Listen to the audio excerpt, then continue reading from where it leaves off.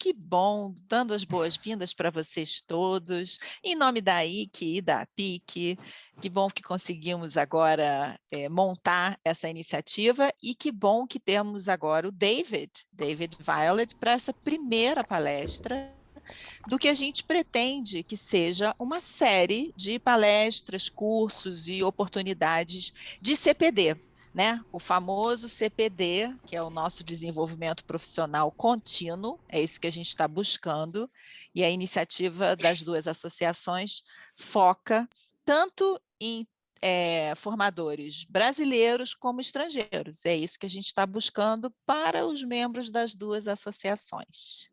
Então, está dada a largada e eu vou passar a palavra para a Célia, que vai fazer uma rápida apresentação do David, ok? Oi, olá todo mundo, muito bom ver tanta gente querida, muito bom também estar tentando de alguma forma ajudar um pouquinho nessa nova iniciativa na nossa associação, das nossas associações, de trazer educação continuada para nós todos, né?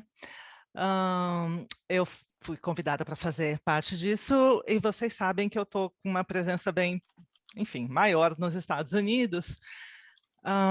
E por isso, então, uma ideia que me ocorreu foi de sugerir o David Violet para estar com a gente nesse primeiro momento. E vocês veem que eu estou falando português, porque eles entendem português também, muito bem, by the way. É one of his working languages. E o David, que é um intérprete muito experiente desde a década de 80, hoje em dia na Califórnia, em São Francisco, é o domicílio dele, além de intérprete há muitos anos, he's also been an interpreter trainer for quite a while and has interpreted to very renowned organizations, including NATO, the State Departments, him being the one training those high-profile interpreters, especially in consecutive interpretation, has also interpreted for the Security Cooperation in Europe, and has become a dear friend to me. I think I can say that, and I think we'll have a good time with him this evening. Thank you for being with us, David. Thank you. Muito bom dia a todos. Eu falo português. Eu passei algum tempo em Portugal, também em Angola e no Brasil. E eu adoro o Brasil. E a primeira vez que estive ali foi em 89. Eu falo, então, assim, para a conversa qualquer, mais ou menos, mas para dar uma aula um pouquinho mais técnico, não é muito técnico, mas para falar de como palestra eu vou preferir o inglês. Então eu vou passar para inglês. Hello everyone, such a pleasure to be there with you in Brazil, which is a country I really love. I have always loved the people, the warmth of the people, the history, the music and dance, etc. So such a pleasure for me to be there with you. Today, what I would like to talk about is about symbols in note-taking for consecutive interpreting, which is something I learned over the course of my first year, which I failed and had to do a second year at ESIT, Ecole Supérieure des Intérpretes et des Traducteurs, in Paris. And so having done 2 years, finally got into second year, I did have to learn how to do consecutive for 2 years straight. That's all we were allowed to do, which was lots of fun. And so I'm going to actually share my screen, because that will help me to move along. This will be a course on symbols, and just a little bit about myself, as it's already been said actually, but I am an interpreter and trainer in the San Francisco, California area.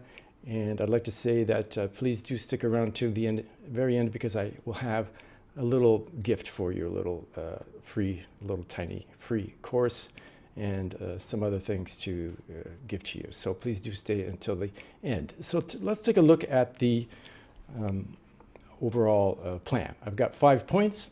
Symbol symbols should be seen as an idea, not a word. The difference between symbols and abbreviations.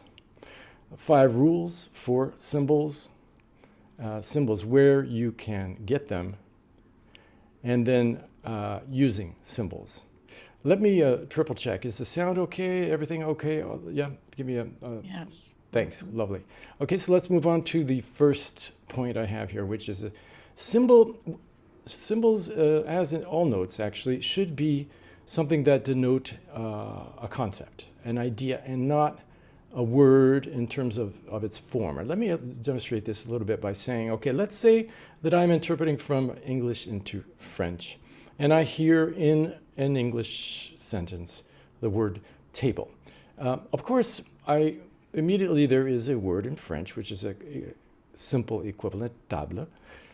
But what I really need to do is think, what does the table mean this time, right? I'm just going over what you all know already, but we always look at the context. Okay, maybe this time it is a wooden table, in which case I will say table, but maybe it's not. Maybe it's like, for example, table motion. Now we see in context that it has nothing to do with this 4-legged piece of furniture. It's actually a concept that is different, and I'm representing the concept with this light bulb. And so what we might want to say in French would be something like déposer une motion, présenter, something like that. So I'm trying to get at this fact that when we do interpret, right, we look at the meaning and then we put that into the target language. Well, when we take notes, we should do the same thing. And let me just show you sort of a sequence of events. The way I see it is we listen to the original, we understand what is said. So in this case, we hear table of motion, and we understand, okay, what they mean is to advance a motion, to present a motion, etc.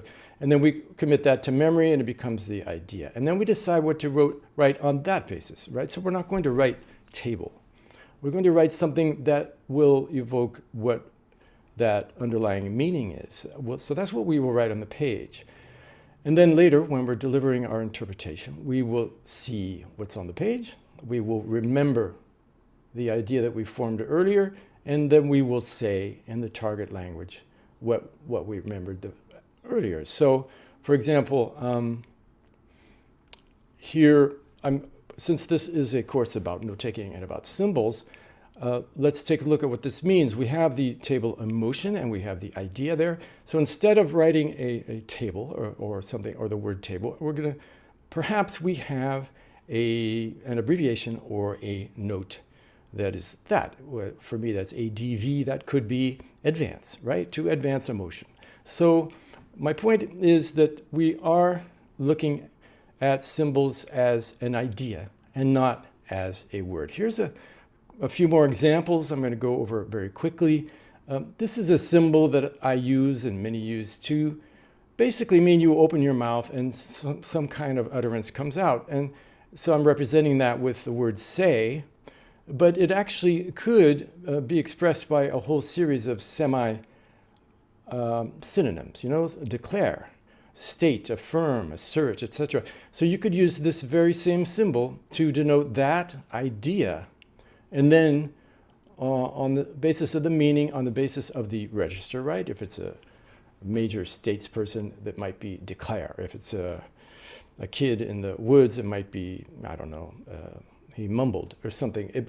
Of course, you do need to remember those overtones, those things too, and perhaps note that. We'll look at how you might note the key meaning and then vary it a little bit using symbols in a minute. So here's another one, think. A colon is quite often used to say to think, which means, you know, you have a thought or and here are a series of synonyms that you might use to express that in English. Sorry, this is all in English.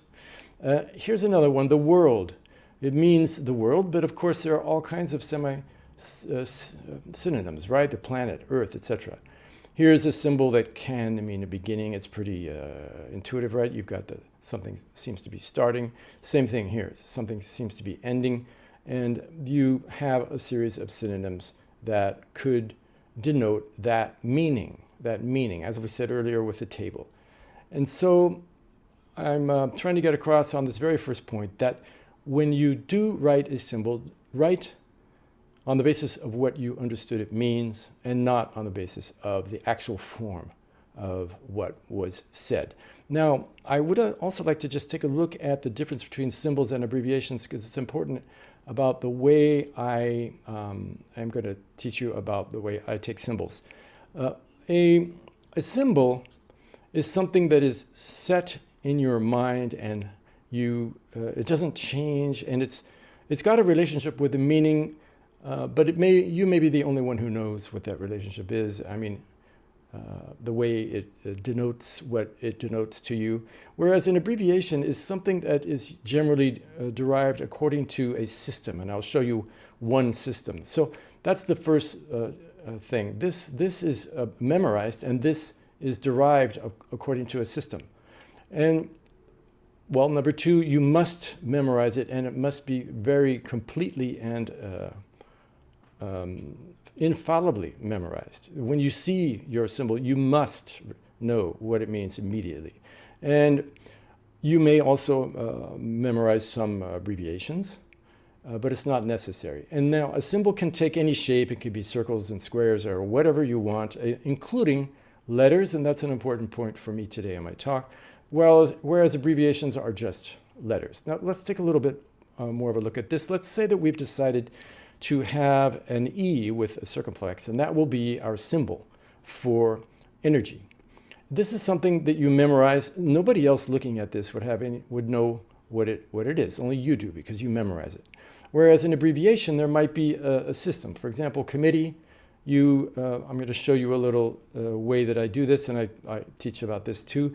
Committee, terrible word in English, right? Got 3 times triple letters that serve no purpose. But you need to distinguish this from a commission, communication, council, etc. So anyway, what I'm going to suggest is you take the first 3 or 4 letters, you take the last letter or 2, and you put them together with the end in superscript, and that creates an abbreviation. It's a nice, handy way to do abbreviations. So the first 2 to 4 letters, more or less, that seem to be distinctive, seem to give you a very good clue. And then the last letter or 2, generally speaking, in superscript, which tells you, again, that it doesn't end in the way of all these other words like communication, community, etc. So this is a way of creating abbreviations. But okay, that was just to go over the difference between abbreviations and symbols. Today we will be concentrating on symbols alone. So now let's move on to point 3. I have 5 rules about how to use symbols, particularly how to find them and how to create them. They need to be permanent. Do not change them. When you adopt a symbol, just keep it from then on. It's your friend from then on, and you memorize it. It doesn't matter if nobody else knows what it means, but do not change it. I'll tell you a little more about that. Unambiguous, in other words, it cannot be confused with any other symbol or any other meaning.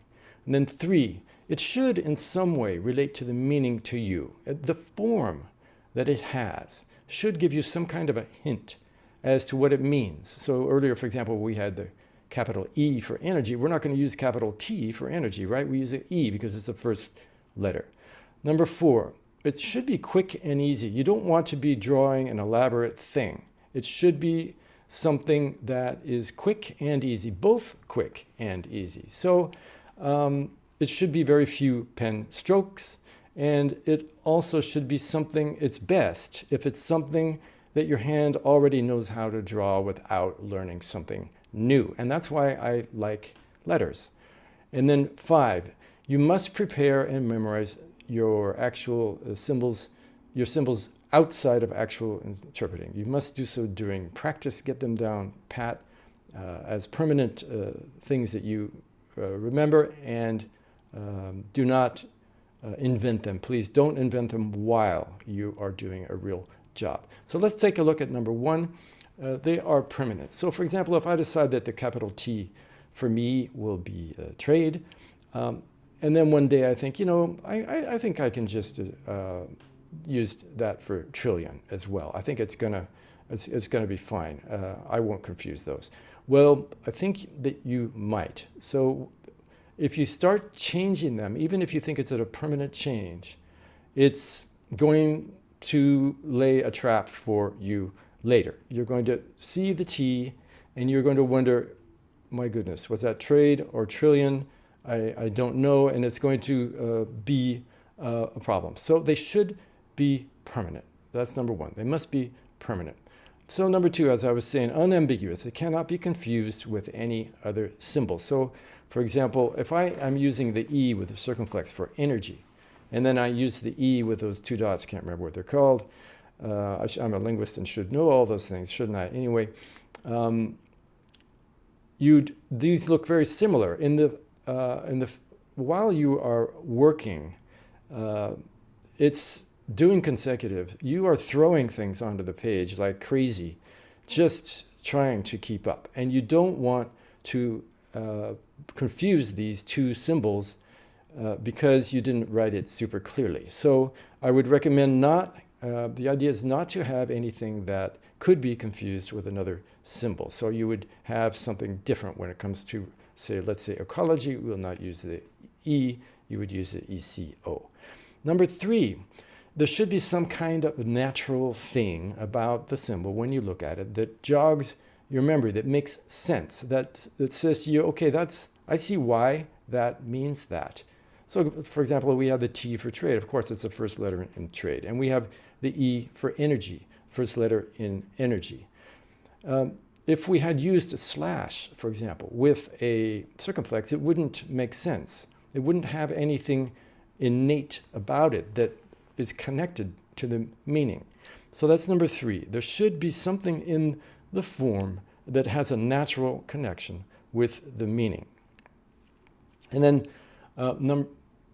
number four, quick, let's see, Right, number four, quick and easy. It should be very few pen strokes. And that's one reason I really prefer letters, which our hands already make. You send the order from your brain to your hand and it's immediately on the page. It doesn't take any effort. Whereas if you make a little drawing of a house or something, it's going to be a new thing that you're drawing and your hand will not be quite as good at it. So few pen strokes and something preferably that is super easy to write down. Here we have an artist, and the guy really looks like an artist. Who could miss it? It's really a great drawing, but who has the time? We don't have time for that. What I would recommend, and I'll be telling you a little bit about this, is you would say art, and then add that little circle, which is the way I teach to say that something is a person. So, for example, if I used FR for France and I added that circle, that would be a Frenchman. If I used USA for the United States, I would have USA with that little circle, and that would be an American. So anyway, that's another little thing that I teach. That little circle is a head. It's a head, which makes it a person. So what I'm getting at, again, is that these letters can create symbols. They are, and that's why you can see why I went over the part about abbreviations earlier. These are not abbreviations. They are symbols because you personally adopt them as your own and you memorize them. So you might have GV for give. You might have an I with circumflex for interest. And another thing that I like to teach is you take a P and you add a vertical line, a post, I call it, and you make that principal. I also have B doing that for budget. These words that come up all the time. So do take note that I'm using ordinary letters. That's one of my favorite ways of making symbols. And the last point I made earlier is do not invent them on the spot. Make sure to memorize them before you use them, and memorize them during your practice, because when you get there, you might see that the T that you thought was obvious, you'll remember that it means trauma. Well, it's actually starts so many letters, you might be in real trouble because you can't really remember which one it was. So you do not invent symbols while you are working. When you do invent something, like you draw a little car or something because you can't think of what else to draw, that I call it a drawing. Okay, so it's something that's got to look a lot like the thing, and you've decided you're going to take the time because you can't think of another way, but it's not really a symbol. So there we have it. So we have our 5 rules about creating symbols. Next, I'd like to move on to how we find symbols. So I have 3 points here for you. Number 1, you can just create them, and I'll show you various ways that I create symbols. You can borrow them from other interpreters. Those are generally very good for some reason. They have the authority of the group, and you tend to remember them. And then you can look also in dictionaries or any place that tends to have these symbols or ways of shortening things. You can find them that are very nice. I will go over each of these, like the fo and the a and the nd and the sounds. So I'll go over those in a minute. These are some that I've borrowed from other interpreters, and you've probably seen. Well, I think you've all seen this one, which is used for country, and this one is used for world, or also for me, it's to mean the whole, the entire something. And here is something that somebody just showed me one day, and she said, this for me is level. Why? Well, she said, that's a glass of water, and we have a level of water in there. And I go, oh, okay. So if you see the internal logic, all of a sudden it can start working for you. Anyway, from other interpreters, you can often get some great symbols. And then things like, as I said, mathematics, phonetics, finance, you will find symbols that will come in very handy, like the ones we see here. So, sorry, I jumped ahead. How do you create symbols? One great way is just to use one letter. And generally, I use a capital letter. And just when you see that in the middle of the page or in wherever it happens to be on the page, if it's all alone like this, it's not a word. No, it can't be anything else. So it's if you have memorized it, you will it will be very handy, and it's very quick to write. So I use a T for trade, X for crossing. And one of my favorites is to use 2 letters. There's a huge number of these, and they are extremely fast to write. But you cannot get away without memorizing them. But we could just go through these if you'd like. ND for need. Obviously, English is not a mother tongue for you, so this might not make the same sense, but at least you have the idea. ND for need, PW for power, GV for government, GP for group. Okay, this is sort of a strange one. I derived that from French, and I'll take a look at that. You can borrow stuff from another of your languages, so it's peut-être, right? And then I've put the circumflex, which they have in the French.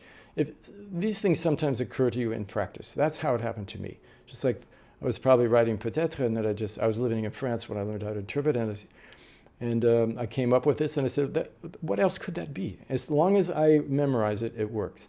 And sorry. Not that yet. And then Europe, I use a capital E that helps to make it quite obvious. PB for problem. I mean, what could be more obvious? And then report. Reports are always coming up. So notice all these words. The reason you want symbols are for these words that constantly come up, right? You're not going to make up symbols. I've heard of interpreters making up symbols for a particular technical conference. I wouldn't do that. I don't see symbols as things you make up for a conference. Maybe that works. It would not work for me. I would not be able to trust the fact that I've memorized it sufficiently if I've made it up just a few days before the conference. So let's take a look at how many of these there are. Look, okay, so let's take a look at a few, like FN. That could be finance. You could have GV, as I mentioned earlier. I think I said give, but I said government, but here I'm going to say give. It's not that I'm changing it, it's that I produce these slides at different periods, but you need to adopt one of them and never change it. MO for month, maybe, or RT for rate, and maybe WK for week. And you can see that there are, I don't know, there's about 300 of these combinations. You can go through this. I think we're going to provide you with this PDF of this slideshow, so you'll have this matrix of all the 26 letters of at least the English alphabet in all their combinations, and you can look through there and find some for yourself that'll work for you. You can also create symbols by, I mentioned this briefly, taking a letter and add something to it. We've seen that with a circumflex already, but you can also add just what I'm calling a post. Just add another vertical line. I use this all the time. It works very well for me. Principle always is a very common term, right? And B for budget, very common. B, your hand will make this B and throw an extra vertical line on there in an instant. And that's what the virtue of having symbols that are based on the alphabet. You can add arrows also. So for me, F, which begins the word future, and with this part of the little cross on the F becoming an arrow pointed to the right, well, I think of the right as the future, because at least in English, as you write, your hand is going towards the right, and I see the right as the future. So that makes sense to me. G is the first letter in growth, and then add a little arrow. See, I can write this super fast, even though my handwriting is atrocious. I can write a G, anybody can write a G, and then as you finish it, just pop a little arrow on there. It's very fast. And if you adopt that, memorize it, I think it works pretty well. But the main thing is I want to tell you how you can add things to letters to create symbols that you memorize. T, we already saw that was trade, right? And this is another principle I'd like to get across. Try to make your symbols organic. In other words, they have a root, and then you can add little things to them. We saw that with, I mentioned quickly FR. If that's France, I can add that little circle for the head and make it a Frenchman. Well, here I've taken T for trade, which we've seen. And for me, trade, when it goes out, at least for me in my imagination, it's going to the right. That's leaving the country. So a T with the arrow to the right is an export, and a T with the arrow to the left is an import. So it's nice it requires less memorization, and it's more, I think, intuitive if your symbols are related to each other. Here we have three concepts: trade, import, and export. They're all very related, and therefore they use the same root symbol, and they just modify it a little bit. Adding a circumflex, as we saw, I admit that however and but are practically synonymous, but I still use both of them. And I put a circumflex over an H to say however, and I put a circumflex over a B to say but. And it's very fast, and it's very intuitive to me. I mentioned earlier that I got peut-être from French. Well, this is a true story. I didn't make it up because I'm speaking to Lusophones today. It's a true story. I made it up ages ago. In Portuguese, all these words that in English end in T-I-O-N, they end, or practically all of them, in sound, right? C with a tilde and the A-O. Anyway, sound like that. So I just say, okay, I'm not going to write the T-I-O-N. I'm just going to put the tilde above the last letter. So you can see how I've got a situation right shortened here, and it's even more shortened here. And it works so well for me that I write this. I do this all the time. When I'm sure you do that too. Your symbols start to creep into just your notes to yourself, right, as you're jotting something down. So we've seen peut-être. Now we've seen the situation, and you can probably think of other ways to use other languages you know to create symbols. And the whole idea is that you simply have to have something quick to write and that you memorize. I'm going to now go over what I call five special characters. Number one, when you have this cue, of course, in Portuguese speakers, you are going to see the logic here immediately, is the way all of these relative pronouns start. Well, I've got them here, one in Spanish, one in the others could be French, whatever. But the cue to me just immediately meant that, okay? So I could quickly write down the pronoun that would avoid having to repeat the subject again. So this Q is like a relative pronoun, and you will see at the next slide what I mean. I'm going to go into a little more depth on that. Number two, the recall line it's very similar. If you've written something once, why write it again? And when you write something once, and you can just draw a line to that first instance, and it will not only tell you, oh, it's the same one as we saw earlier, not only tell you what it is, in other words, the thing that's written up here higher on the page, but it also tells you it's already been said. So it helps sort of piece things together. This is a reference to something already said. So the recall line is super useful. Of course, I use it all the time to refer to something. Now, of course, that something has to be on the same page. So if it's no longer on the same page, you're probably going to have to write it again. For the tense, what I do is put a little mark like this. Remember what I said earlier, to me, the right is the future and the left is the past. I have a little mark here to the right to see the future. I put it in the middle to see the present, and I put it onto the left, and we'll see that in a minute. And then number four, we have various ways of indicating the degree of something. If something is strong, very strong, not strong, slightly strong, we'll take a look at that. And then this kind of relationship between two nouns when there's no verb. So for example, the man in the street. You might have man / street. So let's take a look at some more examples of this. So Q as a pronoun in reported speech or a dependent clause. So for example, we are happy that the government decided, here we see a little thing here to say the past tense, decided. I'm using the first three letters. I've got to say this is not really a symbol, but it's more like a abbreviation. The first three letters of many, many, many words will do the trick. So the government decided on this measure. Here we see this system I taught earlier about how to keep the first three letters and the last couple letters in superscript. Anyway, so the government is happy. We are happy that the government decided on this measure. And so that's how you can use the Q as to use this in a compound sentence. Here, we congratulate the organizers who have done an excellent job. Grats is just a way I found of shortening. I would call that a symbol because it's not according to any specific system, but con, C-O-N, is everywhere, so I just picked out the part that I thought was most significant.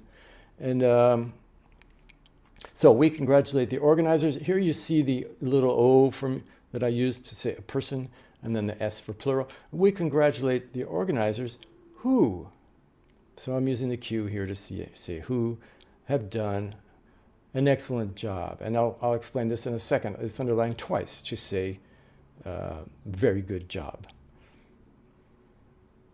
The recall line is something because the government had already wasted enormous time. So this, building on the example before, we are happy that the government has decided on this measure because the government, so we just use a line rather than write it again. You can see the recall line, right? You probably do that already spontaneously. Anyway, the government wasted, past tense, lots of time. Underlined, just say lots of time.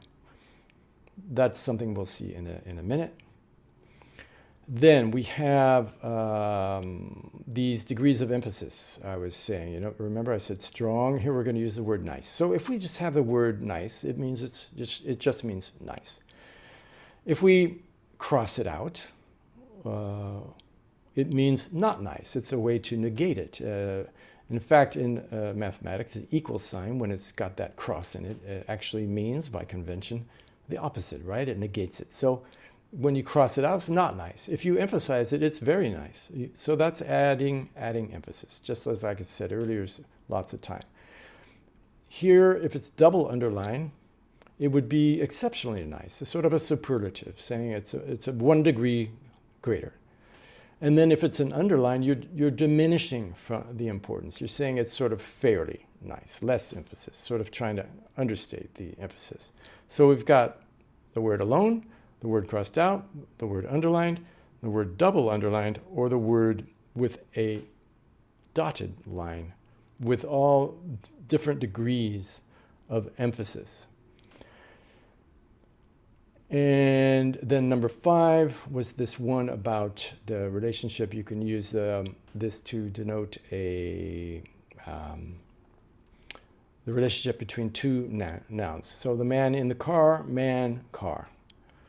The president of the association, I use a chair. Seen from the side, it looks a little like a chair. So that's the chairman, the chairperson. Association. Here we see that system of abbreviation again, first 3 letters, last letter in superscript. During the session, here you have the slash, which denotes some kind of a relationship, usually a preposition, and again, the same system of abbreviation for this session. And here I note that you can often leave these out. If you just say chair association, often that works. But what could be faster than just a slash like that? So that's a way of saying that. Now, I was wondering if I'd have enough time. I think I'm actually going to skip it, maybe come back to that. It's a very short exercise. Here is another one.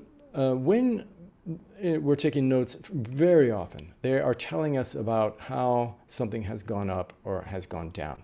And they could mention the starting point, the ending point, or the degree by which it went up. I suggest putting the starting point at the start of an arrow.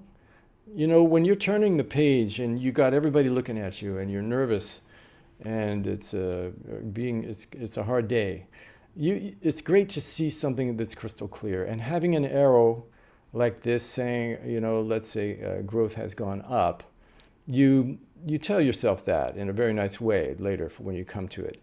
And it's very handy to say, if they may mention any one of these or all of these. They might say, well, it's now gone up to 107. So they may not mention all 3 numbers. Or they may say it's gone up by 7%. Or they might say, well, it was at 100, but it's gone up since then. So, but my point is, try to place the number on the arrow according to that. You see, if you put it at the beginning, you see that it started at that level. And that's what the guy said.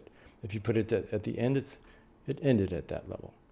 Same with something going down. Let's say it went down by 5% from 100 to 95. They may only give you 1 of these numbers, 2 of these numbers, 3 of these numbers, and you can start filling them in as they go. You know, they might give 1 of them in one sentence, another one in another sentence, and another one in yet another sentence. So this is actually, I did not make this up at all. It's something my teachers at ESIT showed us. I'd like to show you a few common symbols that many of you may have seen. We mentioned already the country is a square. These faces are, as we actually did see already, are very quick to draw, right? Anybody can do a circle and these lines to show happy or sad. Or for people, I use a little stick like this. It's a head with a line, so that's a person. And then with any plural, I just put an S. And by the way, to say a lot of people, I would underline the S. You see how the emphasis can work? You can say a lot of people by just having this people sign, an S, indicating it's more than one, and then underline S to say a large number of people. Or put a dotted line under the S to say it's a few people. We mentioned this already. This tiny little O is like a head. So a USA would become an American. A businessman might be a BUS with a little head, or other things for business or industry. The arrow is, as we saw for a trend in mathematics or economics or something, it's going to be very handy, of course. But So the arrow going up, the arrow going down. Again, these are nice ways that are very quick to denote meaning. It's been stripped of any language. And then you just put it into the language that is appropriate for the context. And sometimes an arrow is used not to say going up or down, but as a sort of a cause and effect. If you like that, if it works for you, you can use an arrow to say that A created B or produced B. So an arrow can be very handy. We also saw how arrows can be added to letters. This is something I already showed you, but it's a little bit more explicit here. And the word organic is made explicit here. I say that these symbols are organic because they have this root and you build on them, and they have this sort of internal logic that maybe only you understand, but it helps you to remember when the theme or the concept is similar, but there's a slight change. Like, for example, France and Frenchman, it's a very similar meaning, but there's a small change. Trade, which is in the form of exports, it's very similar, but you want to make sure to add that precision. But it's nice to have it clear that it is very close to the same thing, rather than writing TRA and then for the exports EXP, which it'll get the job done, but it doesn't immediately show you that it's what it is, and it's not as easy to memorize. Some more examples of these. Okay, here's an example of how I made something up from French. You know, il faut means it must happen, it's necessary. In French, knock off the first pronoun, just keep the verb, and then spell it wrong, and add the circumflex. And to me, that works, and it's very fast. So that means it must happen. Some construction that comes up very often is we continue to do. So we have two verbs in a row. And I like to put a line across the top of the verb to say, I continue to do this or continue to do that. These are very common, of course, thousands, a K. Now, yeah, K, but of course, you know, M could be, well, anyway, let's just keep it simple. K for thousands, M for million, B for billions. Oh, since I've used T for trade, I'm gonna have to add a little R there. So I've memorized that for trillions. You know that this dollar sign, I call it a dollar sign. It's also a sign for many currencies. It can be with 2 bars or 1. So I use the 2 bar one to say dollars, US dollars. And I use 1 bar to just say money. It just occurred to me, I started using it, and it worked. And I think that's how you'll find many symbols work. This is kind of a funny one, I guess. I put a little O before something when they say other or another. So for example, another house, I put this little O. Yeah, it's funny, that comes from French because it's autre in French, and it sounds like that. And you know, if something makes sense to you and you start using it and you remember it, it's good. It's good enough. Anything, even if it's crazy and nobody else can use it, if it works for you and you've memorized it, it's good. As long as it obeys the things I said earlier, it's very fast to write and you memorize it. I explained earlier the level is this little glass with water in it. Again, that's kind of a personal, right? But somebody told it to me. I mean, it's not that obvious what it means, but I keep using it after all these decades. So here we have a little example, a very high level. There's nothing wrong with misspelling, especially in English, which has all these crazy letters added that do nothing. So it's, in fact, when you write names, I generally just write them phonetically, right? You're just going to have to remember how to say it. And here with high, H-I underline means very high. So we see an example of that. So a very high level. Now, this is an I seen from the side.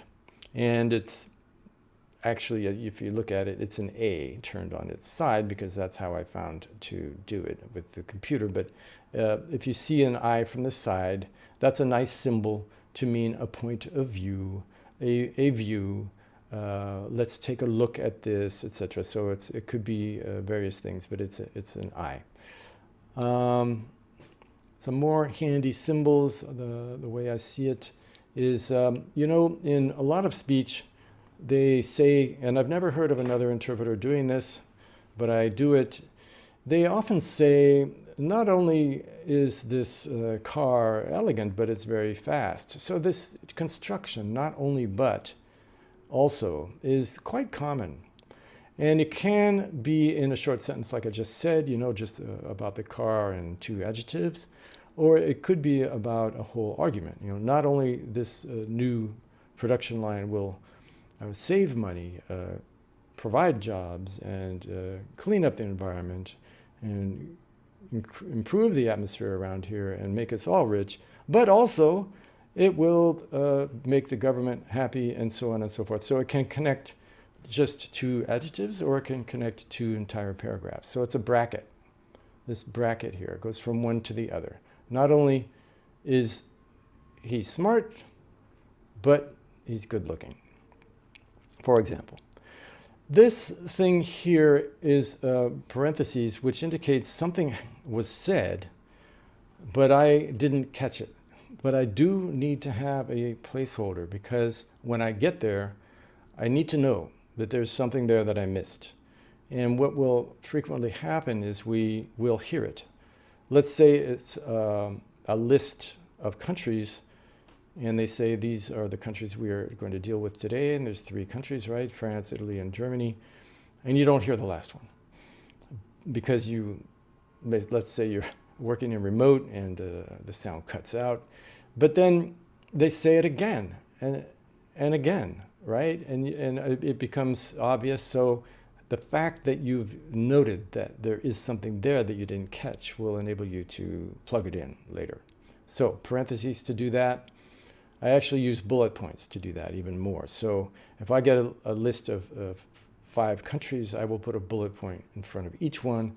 And let's say 5 vegetables, and we're out on the farm, and the guy's telling us all the things we grow out here, and I miss one. I do have a placeholder using the bullet point, which we see over on the right.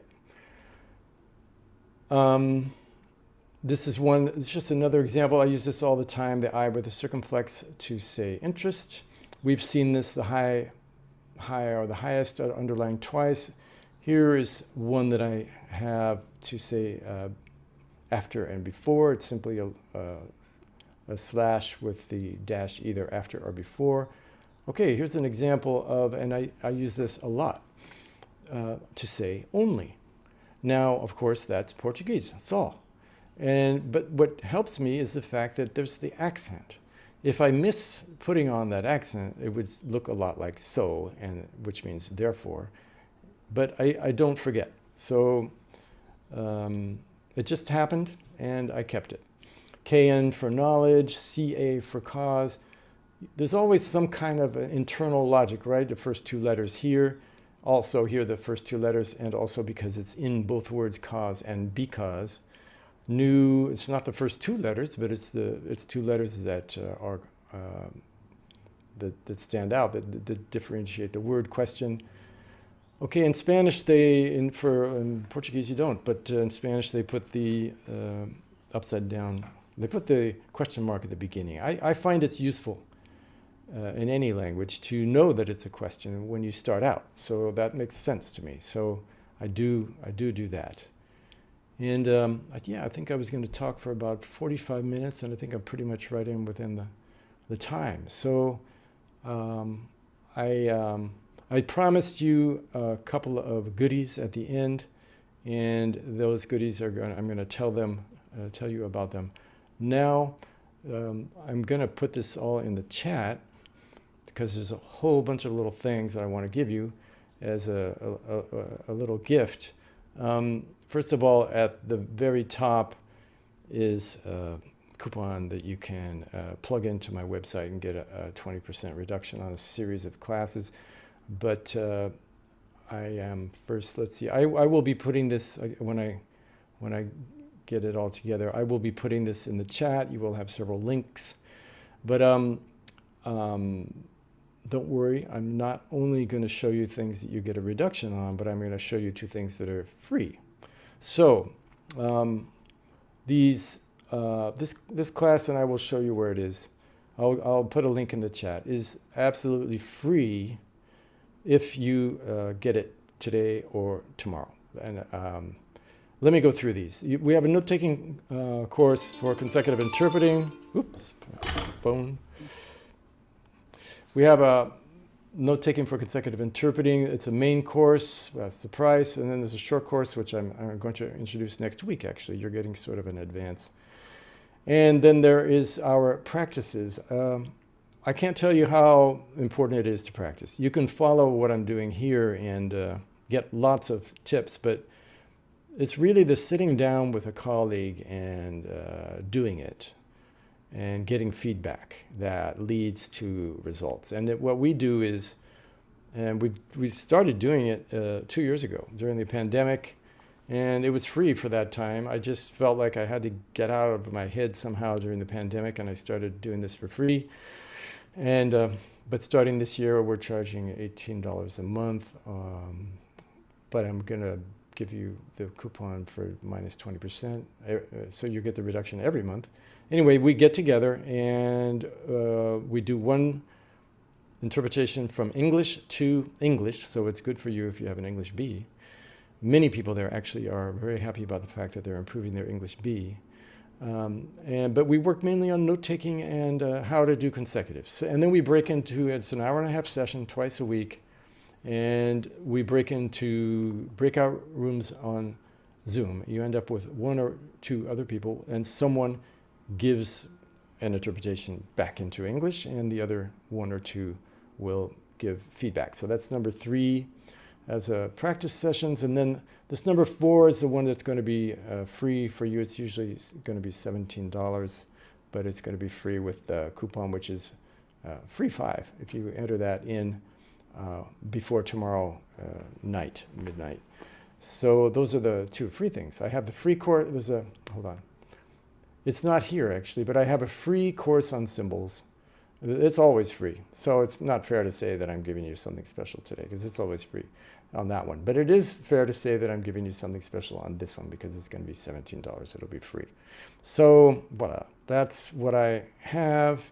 And I'd be happy to answer your questions. Celia, do you want to take over or what should we do?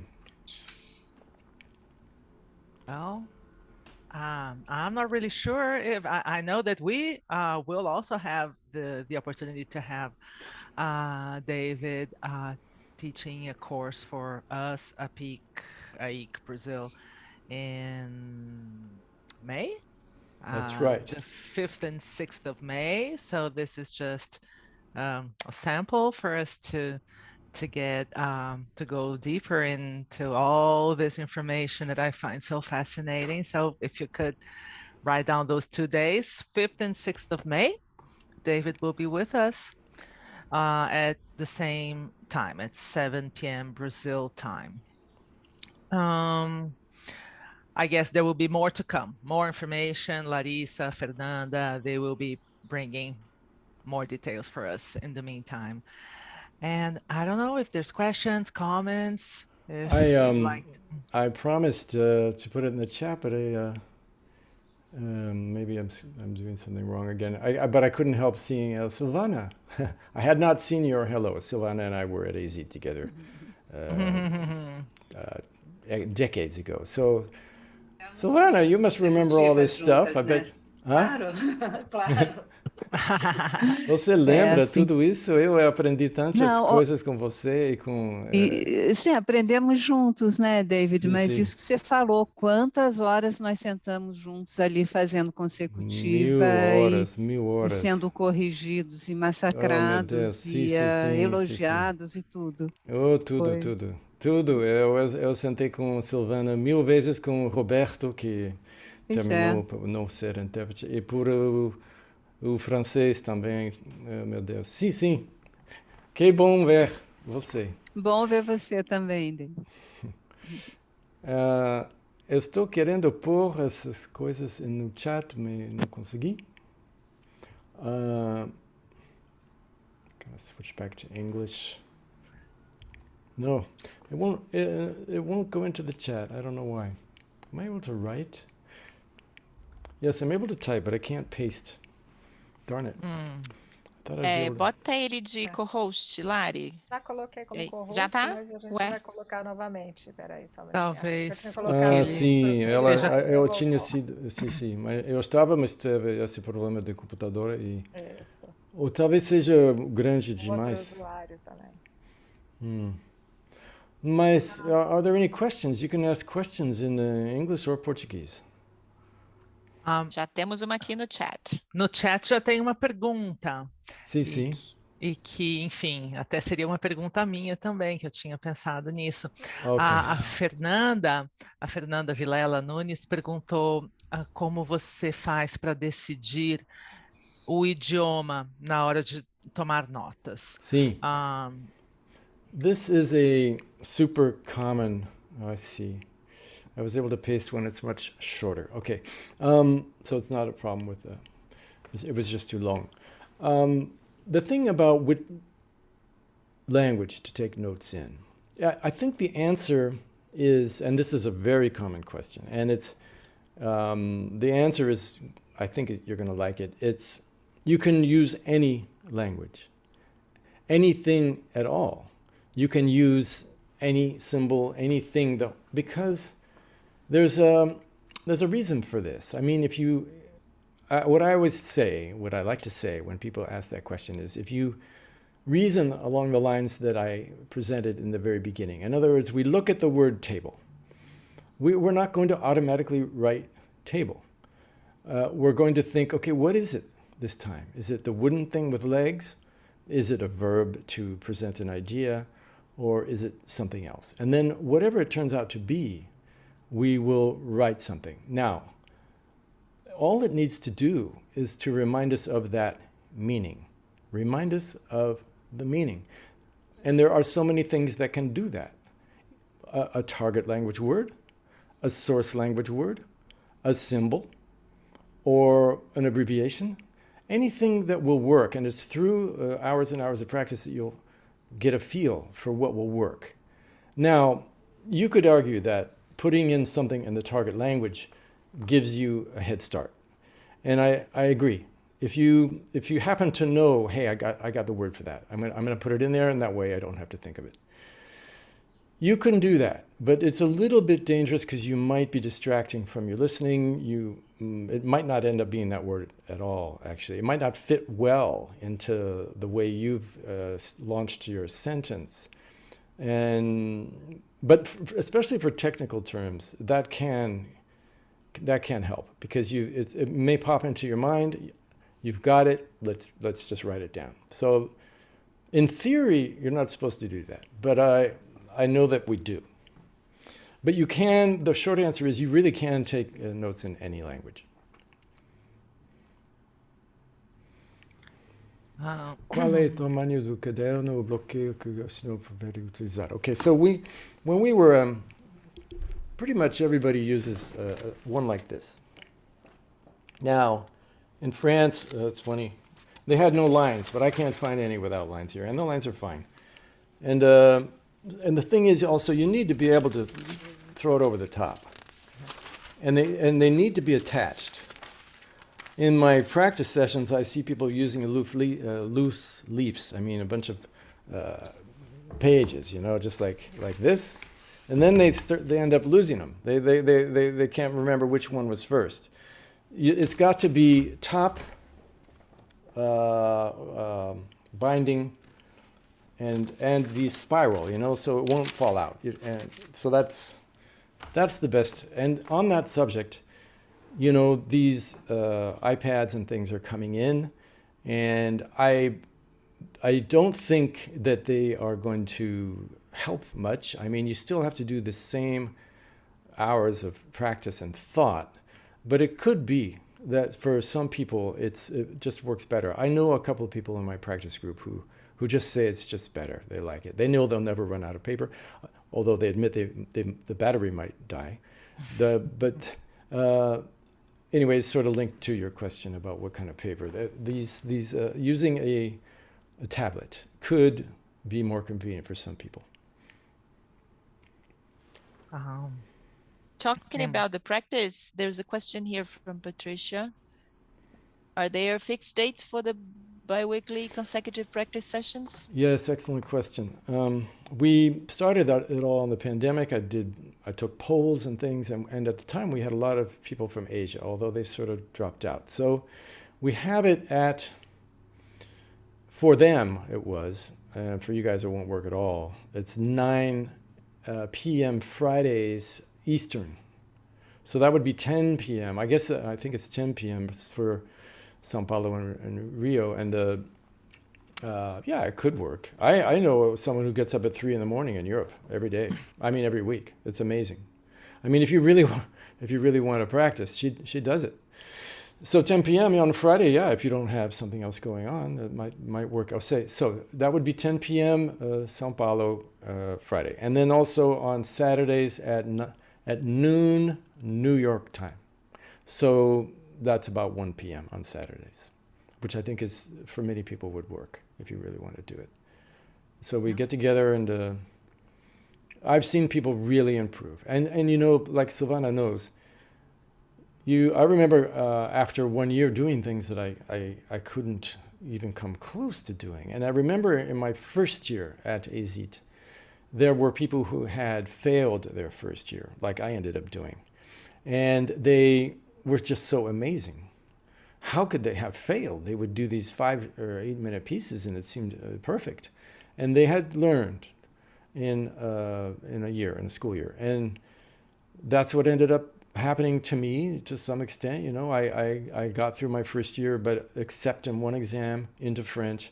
So I had to do first year over again. And when the first couple of times in class in first year, I was actually, I had a whole year behind me.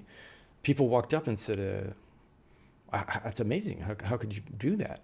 So it's practice. It's in the beginning, I don't want to insult your intelligence. I know I know you're all professional interpreters, and probably many of you do excellent consecutive. I don't mean to say that you're not, but if you are sort of a beginner, it's so hard. You're able to do something without notes, and then as soon as you start taking notes, it just falls apart, and it's very frustrating. It's because your mind is split between the note taking and the listening, and it's through a huge amount of practice that you overcome that. And in the meantime, you become familiar with so many topics, and you get so much better in your B if you're working into a B.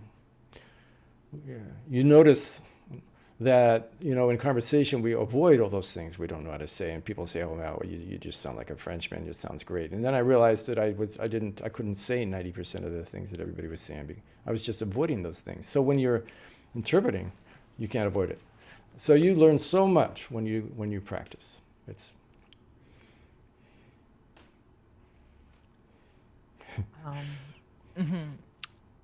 Fernanda, would you go ahead? There's a couple more questions there in the chat line. No, right? that's okay. No? If you'd like to read see them Larissa, out. yeah, I saw how much Yeah. practice did it take until you felt confident to use symbols? I guess I sort of answered that. Yeah. They feel in most of these university programs, if you're already have, you know, excellent professional level languages, but you're inexperienced in consecutive with notes, it might take you about a year. But many people don't make it actually. So yeah, I would say, you know, Silvana, how much did we practice? I've had people tell me they took them thousands of hours of practice. I've never dared to say that because I think people would just run.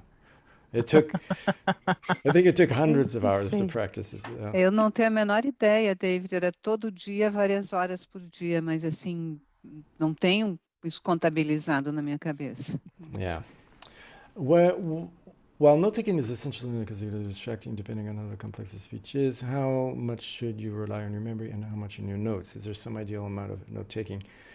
That's sort of the big question. Is there some ideal amount of note-taking, and how much can you rely on your memory and how much do you rely on your notes? You know, what happens is you listen in a special way as you take notes, and it's not the notes that get you out of the hell you're in. Consecutive's hard. It's the fact that you listened. And it's the fact that you listen in this special way. It's a way that you learn by doing this over and over and over. That's the way I see it. You listen in a new way. And it's the practice that just, it makes you say, okay, he said not about, he said almost. And you've been criticized so many times for getting it off by something that most people wouldn't notice, that you're going, I don't want to get criticized. I'm going to get this. And so your mind gets really sharp. I remember, and I know all of your minds are super sharp. Interpreters, I find, are amazing. I remember my teachers, I couldn't believe how their general knowledge was so broad. And the distinctions they would make that I had never made before. But anyway, I'm trying to answer this question on how much rely on your memory and how much on your notes. It's mainly your memory in my view, but your notes, because your authentic listening makes it go into your memory. And much of the practice is dedicating to making sure you don't suspend listening just because you're writing something. So the pitfall in the beginning is you're writing and you go, oops, I didn't hear something. So you learn not to do that. And so you become like a super listener. And then the notes really just remind you of what you listened to and you got. And it helps to do it in order. You can jump around a little bit, but it's probably best not to, because you might skip something and not realize it. So you pretty much follow the order of your notes. And anyway, it's hard to explain. Many of you do a consecutive and you know exactly what I'm talking about. But you do have to remember it. If you just look at your notes and think you'll be able to say it, you won't. It's because you've really listened and you've said, okay, it's this and it's not that. And he said it this way and not that way. And I'm really listening to his intention and his purpose and I'm already thinking about what people will think. You try to get inside of it so much, just like when we're doing simultaneous. And it's the fact that you listen so like a super person. And interpreters are super persons anyway. I used to have a background that said, I'm an interpreter. What's your superpower?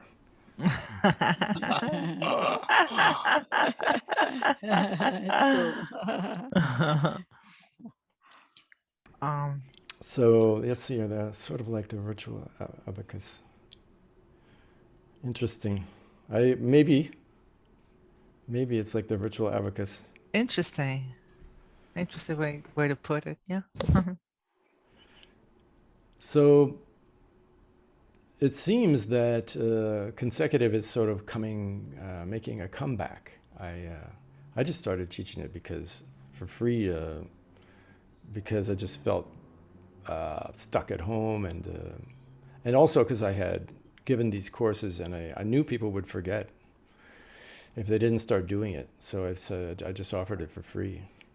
But I think consecutive is, a lot of people seem to want to learn it again. So that's interesting.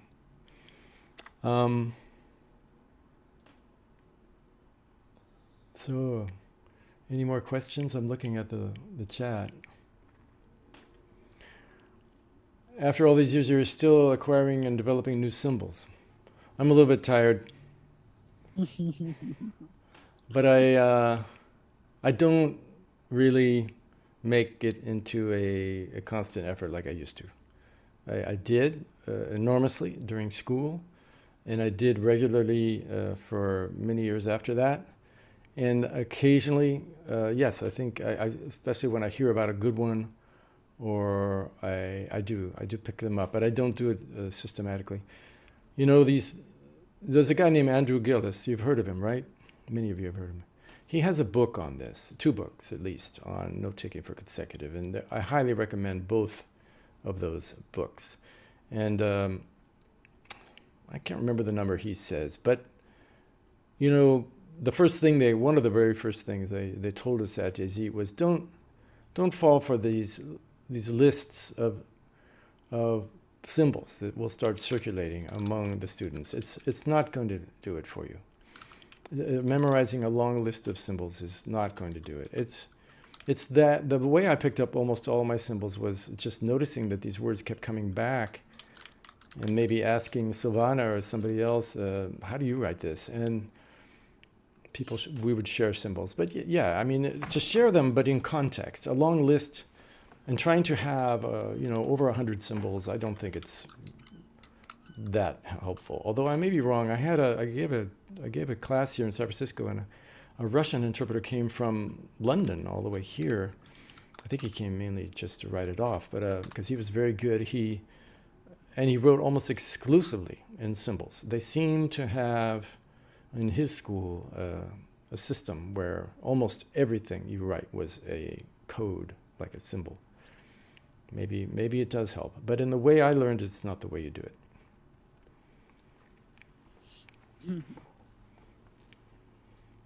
So yeah, I was not able to put all those links in the chat. It was too long, I think. So we can send them later. No worries. Yeah. Okay. Okay. Yeah. We have another question here, Melissa. What basic instructions do you give speakers before an event? Okay, I'm going to assume we're talking about an event where we're all in the same room, and we are going to be doing consecutive. And I would, as soon as you walk into the room, there's so many things that they haven't thought about, right? They just don't realize. They don't even know there's an interpreter there half the time. And so you want to look at the mic and where the person's going to be standing, and where the spot is for you, and whether you're going to be able to sit or stand. Sometimes you have to take notes standing. It's less easy, but it's possible. And you're going to have to figure out, are we using separate mics, or are we going to share the mic? And what would I tell the speaker? What I'd like to say if you tell people to go slow, they don't. They try for 15 seconds, and then, it's not their fault. They're just nervous, and they're trying to get their idea across. And so they fall back into the same speed. And usually the problem is not so much the speed. I would ask, if I have a chance, what are you going to talk about? Do you have any notes? Do you have an advance copy of your speech? If they're going to read something, you must have that copy. And but I'm assuming, again, that they are not going to be reading. So I would really sit down and talk, and sometimes they're very happy to. People just love to talk about their specialty. Often they don't know anybody else in the room, and they are interested that the interpreter is trying to do a good job, and they'll explain it. They might tell you the whole thing in advance. So the more you can pick, of course, you will have done your homework, right? They've told you it's so-and-so who's going to speak. You look them up on YouTube, you see what they've already said, and you go, okay, this is the way he speaks, so I can panic completely, or no, it looks pretty feasible. And okay, these are all the technical terms that might arise. It's very good to see, often they say the same thing, right? They say something very similar to the last time. So you look them up on YouTube, you get try to look up their papers if they wrote any, and so anyway, you do all that homework. But the question was more about, what do you actually give instructions to the speakers? Yeah, I do ask, okay, if there are some really names or some difficult technical terms, please tell me. I'm terrible at names. I try to write them down phonetically, but I usually kill and massacre the name. And so if I can get any names and technical terms, and usually as they tell you about what they're going to talk about, they end up running into these terms that may not be all that technical, but they're using them in a special way, and you may not be able to use them in the usual way. Like, let's say they talk about cars and they're talking about the altimeter, and I know they don't have altimeters, but and you have a word ready in the target language, and you realize that's not going to work here. The way he's using it, it's different. So that will be very enlightening if you can get them to tell you all about their talk. I hope that's sort of what the answer was addressing. How to get people to, how to get as much, if you can have an hour sitting with them, just take it. And just sit and find out as much as you can. David, I think Daniel had a question here, and we sort of skipped it. So. Oh, I'm sorry. Do you visualize a set of Yeah, symbols you write and then intentionally not write them down, but decide instead that you'll fill in the phrase from memory? No. I wouldn't say that I think of some symbols and then I think, oh no, I don't need to write those. I'll remember that. Usually you don't have time even to go through that, at least in my experience. You would rather... It's a selection process, definitely. You say, okay, I don't have time. I'm just going to have to remember that. Or I do. I'm going to give that priority because I might forget it. It's too central. Or I've got to remember he said, let's say, Canadian dollars, not US dollars. And so I got to write those things down that I feel might be traps or might be... so you do select a lot because you can't write everything. And if you do write everything, it's not that helpful, right? If you have a massive text, it's not organized, it's not that helpful. In the course I teach and in Andrew Gillis's teaching, there's a lot of structure you give to your notes. You have lines, horizontal lines after each idea. You have the subject and the verb in the middle and the object off to the right in these virtual columns. And this helps a lot to see things in a structure. You're trying to digest and baby the interpreter that is you. Trying to spoon feed, give something nice and easy to the interpreter who is you 5 minutes later. So you're trying to digest as much of it as you can and lay it out. Something like that arrow that I showed you, it's a lot more helpful, right, than to seeing hidden in a bunch of lines of text these numbers. It's gone up by 5% to 105. You're going to be looking for that, but whereas when you see it pre-digested by the interpreter who is you, it jumps back into your mind more quickly, right? Because it's been presented to the interpreter in a way that's easy to see. It's going up, for example, and you see 5%, it's going up by 5%. So anyway, that's... I wouldn't visualize a set of symbols. On the other hand, visualization is incredibly useful. If you get a description, try to visualize it. If you get, a description of a person, of a car, of a situation, the more you can take it in, that's one of the main things I teach, is that you can't really interpret something that you don't feel and don't take in. I mean, if everyone in the room laughs and you don't know why, you're not listening. If everybody in the room cries and you don't know why, you should be crying too. Well, internally, you can't cry, but you should be feeling something. You should be really inside that person, trying to get inside the person and feel everything that everybody else is feeling, in my view.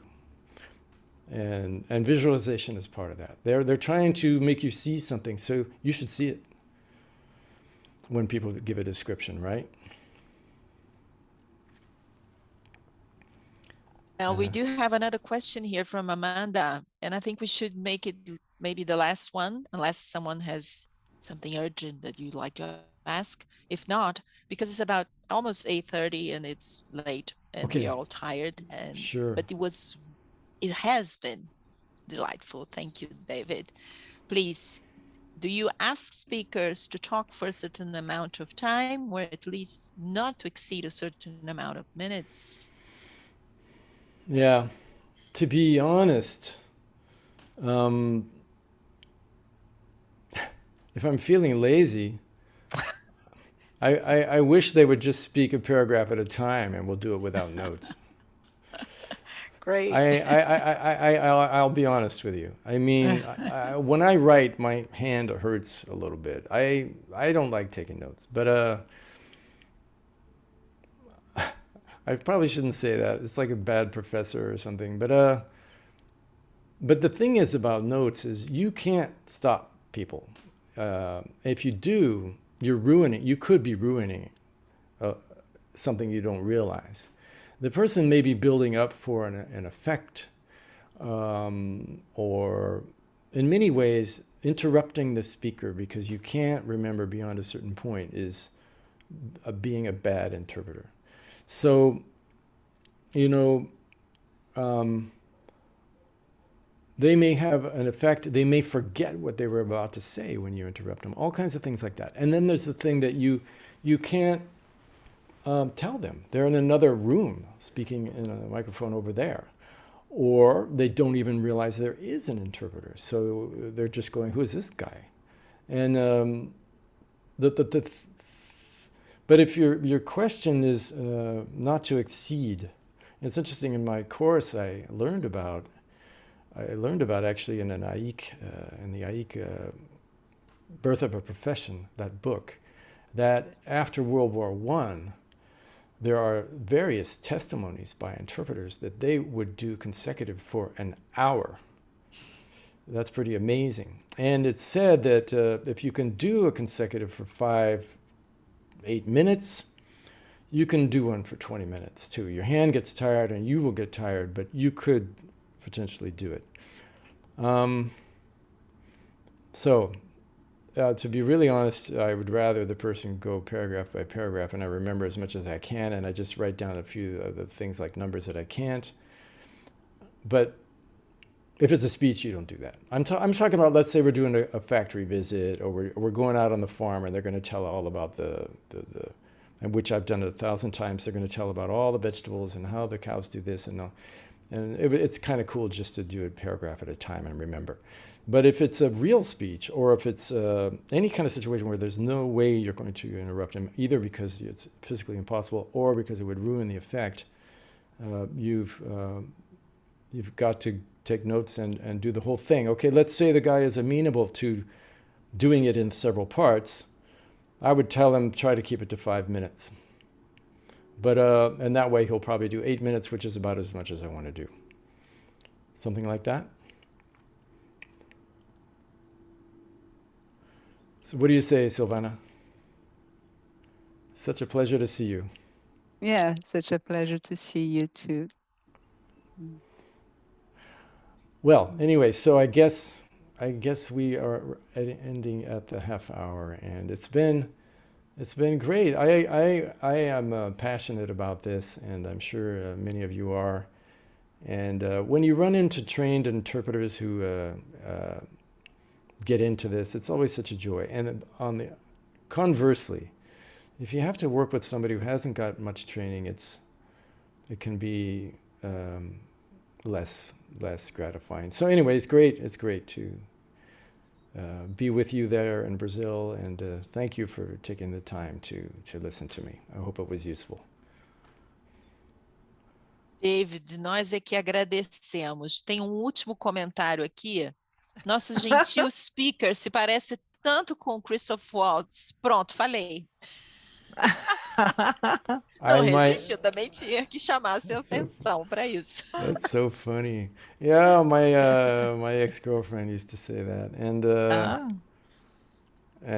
that's funny. She said it so often that I actually put it on my Facebook once, and everybody laughed. And then some people said, I don't see the resemblance at all. So anyway, I guess that's a compliment. I like that actor. That's a good Glorious Bastards. Yeah. It's great. Good to Definitely know. a compliment.